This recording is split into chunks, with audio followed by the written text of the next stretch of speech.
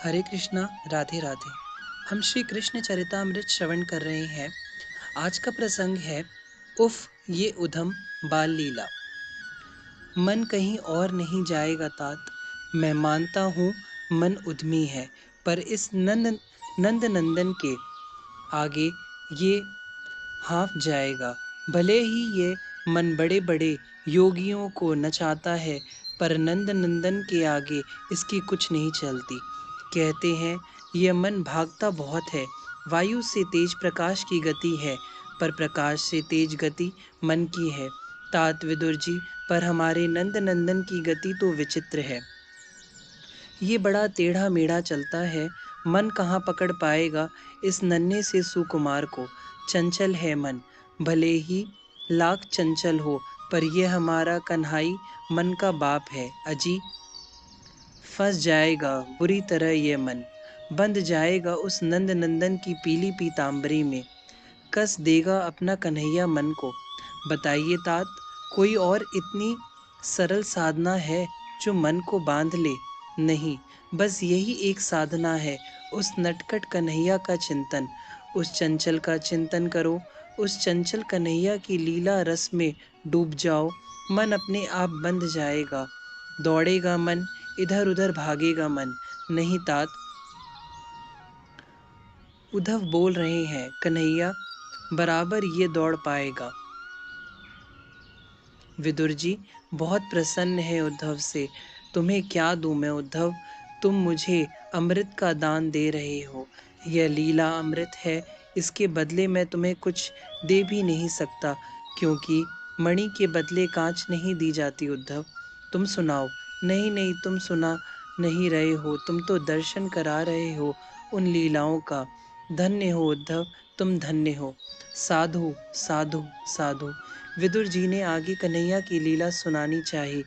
उद्धव भाव में भींगी लीला रस का गान करने लगे थे। ईर्ष्या, जलन व भगवान तो मैं क्यों नहीं। हंसे उद्धव, यह ईर्ष्या ज्ञान में बाधक है, पर प्रेम की नगरी में आते ही यह ईर्ष्या भी काम की बन जाती है। प्यार में जलन भी मधुर है। अब गोपियों के मन में ईर्ष्या जगने लगी, क्योंकि ब्रज घर घर यह प्रकटी बात। दधी माखन चोरी कर ली, हरि ग्वाल सखा संग खात। प्रभावती के यहाँ माखन खाया यशोदा के लाल ने, फिर दूसरी गोपी के यहाँ भी, और यह सब अन्य गोपियों को बता रही हैं। गोकुल में बात फैल रही है, अन्य गोपियां मन में सोच रही हैं, भगवान है ये गोपी तो, जिनके यहाँ कन्हैया ने माखन खाया, वो नीलमणि व सांवरा नन्हा सा सुकुमार। उफ, ऐसा विचार करती उन गोपियां, और उन गोपियों से जलती जिनके यहाँ कन्हैया माखन खाने गए। मेरे यहाँ कब आओगे? अब आह भरकर गोपियाँ विधाता को मनाती, मेरे भाग जगा दो, मेरे यहाँ नंदलाल को बुला दो। उनकी यही प्रार्थना होती। यह सुबह तुलसी में जल डालती तो यही मांगती, मेरे यहाँ कन्हैया आज आए। सूर्य को जल देती तो यही कहती, मेरे घर आज कन्हैया को भेज दो। फिर कल में भी फिर कल मैं भी यमुना किनारे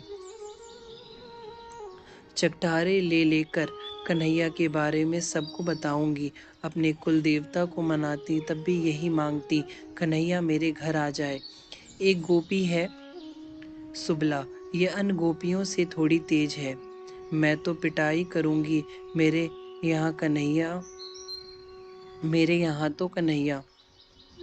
हाय, तू उस फूल से कुसोमल कन्हैया को मारेगी? हाँ, ये कहते हुए मन ही मन प्रसन्न होती। उसे पता था कि उसके यहाँ कन्हैया आएगा ही नहीं, क्योंकि झगड़ालू है, यह सब गोपियों से ज़्यादा थी। छोटी छोटी सी बातों में बस झगड़ा करती, इसलिए गोपियाँ भी इससे दूर ही रहती। मन ही मन सुबला कहती, मेरे यहाँ तो कन्हैया कभी नहीं आएंगे, पर आएंगे तो पता नहीं क्यों उसके मन में यह विचार उठते ही गुदगुदी सी होने लगती। वह आनंदित हो उठती, पर यह भाव किसी के सामने व्यक्त न करती, बस मन ही मन मुस्कुराती कन्हैया के बारे में सुनकर। एक दिन सुबला प्रभात की बेला होने जा रही थी। यमुना से जल भरकर ये लाई थी। गोष्ठ में गोप चले गए थे और गोष्ठ से ही यमुना स्नान के लिए। फिर घर में उस समय कोई नहीं था। सुबला घर में आई। कन्हैया, कान्हा रे, कान्हा रे गुनगुनाती हुई मटकी में जल भर के ले आई थी। रसोई में जल रख दिया। जल रखने के बाद भी गुनगुना रही थी, पर वो एकाएक चुप हो गई। उसे लगा कि गोरस वाले कक्ष में कोई है। पहले तो उसे लगा कि बिल्ली होगी, पर कक्ष में जो सुगंध आ रही थी वह मन मोहने वाली थी। गवाक्ष से उसने झांका। उफ! पहले तो उसे अपने नेत्रों पर भरोसा ही नहीं हुआ, पर आंखों को मलकर जब देखा तो चकित थी। नील नील सुंदर श्याम पीतांबरी ओढ़े हुए, नीचे काचनी बांधे, मोर का पंख सिर में, उधर गुलाबी श्री अंग से ही सुगंध की व्यार चल रही थी, और यह सुगंध ऐसी कि किसी को भी मदहोश कर दे। उफ! ये सुबला देखती रही। अति आनंद के कारण जड़ जैसी हो गई थी। उसे कुछ समझ नहीं आ रहा था, बस वह देखती जा रही थी। नीलमणि आगे बढ़ रहे थे। दीप के दीप के प्रकाश को अपनी फूंक से बुझा रहे थे। कोई दिए थे, बारी बारी से सबको बुझा दिए। उनकी सुरभित श्वास। उफ! सुबला देख रही है। सारे दिए बुझ गए थे। अब निश्चिंत हो गए लाला। फिर उन्हें कोई देख नहीं रहा। माखन मटकी के पास बैठकर प्रसन्न मन से माखन खाने लगे थे। अब सुबला ठगी सी रह गई थी। उसके देह में रोमांच हो रहा है। प्रेम के कारण वह कांप भी रही है, मंद मंद मुस्कुरा रही है। नेत्रों से उसके अश्रु भी बह रहे हैं। आह! कब तक नंद नंदन का यह भोग चलता रहा, उसे कुछ नहीं पता। उसके लिए तो क्षण भर का ही था। मटकी खाली हो गई थी माखन से। अब बड़े प्रेम से वे निकले बाहर, और जैसे ही बाहर निकले सामने खड़ी है सुबला। यह चाहते तो भाग सकते, पर नहीं भागे। सुबला के सामने ही खड़े रहे, मुस्कुरा दिए। सुबला थोड़ी देर तो देखती रही, अपलक निहारती रही, मुग्ध हो गई थी, पर एकाएक फिर होश में आ गई। छोड़ूंगी नहीं तुम्हें, और कन्हैया का हाथ पकड़ लिया। फिर पर कोमल है हाथ, तो अत्यंत कोमल। पकड़ ढीली कर दी और बोली, चलो, मैं छोड़ूंगी नहीं। तो कहाँ ले जाएगी तू? मधुर वाणी कानों में अमृत रस घोल रही थी। ब्रजरानी के पास। वह तेरी पिटाई करेगी। चल। कन्हैया की ओर ज्यादा देखने की भी हिम्मत नहीं है सुबला में। यह देखती रही तो सब कुछ भूल जाएगी। इसलिए कन्हैया का हाथ पकड़ा और ले चली नंद महल की ओर। हाय तेरे ससुर जी, कन्हैया ने धीरे से कहा। कहाँ है? शर्माकर घूंघट कर लिया सुबला ने। कन्हैया हंसे, खूब हंसे। सुबला आनंदित हो रही है मन ही मन, पर बाहर से कहती है, तुम्हारी मैया आज पीटेगी तुम्हें। मेरी मैया को अपने पुत्र पर भरोसा है, खिलखिलाते हुए कह रहे हैं कन्हैया। अच्छा चल, तो बताऊंगी। मेरे घर तेरे लाला ने चोरी की है। तुझे दया न आएगी? कन्हैया फिर मासूमियत से बोले। तू तो मेरी है ना सुबला? फिर हाय! सुबला को तो बस प्रेम सिंधु में डूब गई थी ये सब सुनकर। मार्ग में ग्वाल बाल सब मिल रहे हैं कन्हैया को। सब इशारे से पूछ रहे हैं, क्या हुआ? पकड़े गए साहबाज?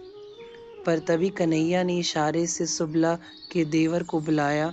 वो जा रहा था उधर से ही। सुबला के देखने पर प्रश्न नहीं, क्योंकि घूंघट जो काढ़ा है उसने। सुबला, ओ सुबला, कन्हैया बोले।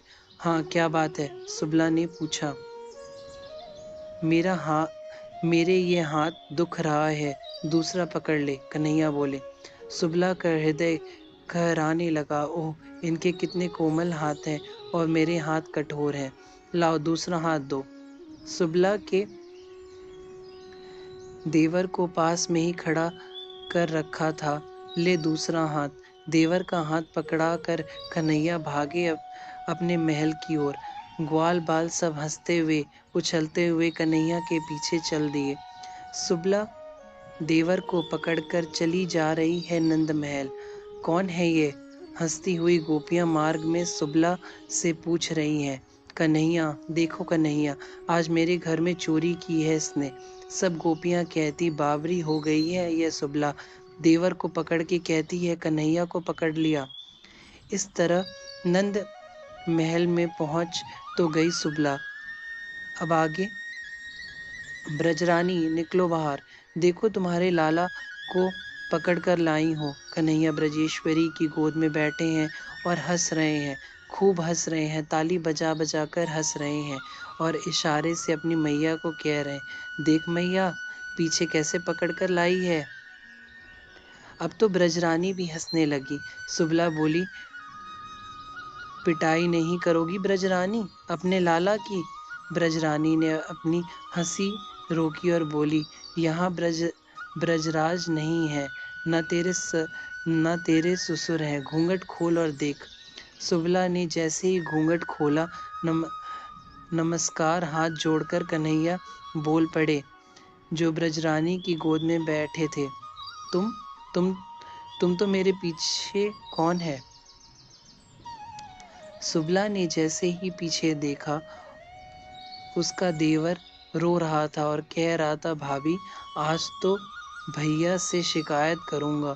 सुबला के कुछ समझ में नहीं आ रहा है कि हुआ कैसे। सुबला ने सिर झुका लिया, उसे बड़ी शर्म आ रही थी। फिर धीरे धीरे कन्हैया को एक नज़र देखती हुई वह चल पड़ी। नंदालय से ब्रजरानी उसे बुलाती रही, पर वह चली गई। सुबला, ओ सुबला, मधुर आवाज फिर कानों में गूंजी। वह रुकी। कन्हैया पीछे भागे हुए आ रहे थे। क्या है? जब मुखचंद्र देखा कन्हैया का, सुबला फिर सहज हो गई, मुग्ध होकर देखने लगी। सुन, आज के बाद मुझे पकड़ना मत। सुबला, आज तूने मुझे पकड़ा तो मैं तेरा देवर बन गया, फिर कभी पकड़ना तो मैं तेरा खसम बन जाऊंगा। यह यह कहते हुए कन्हैया भागे, पर सुबला तो बाबरी सी उस रूप माधुरी में डूब गई थी। जो खड़ी रही वह देखती रही, फिर हंसने लगी। देवर जा रहा था, उसे बुलाकर पीटने लगी और खूब हंसती जा रही है। उद्धव हंस रहे हैं, विदुर जी हंसते हुए लोटपोट हो रहे हैं यमुना की बालुका में। उफ, यह कन्हैया का उद्यम। हरे कृष्णा, राधे राधे।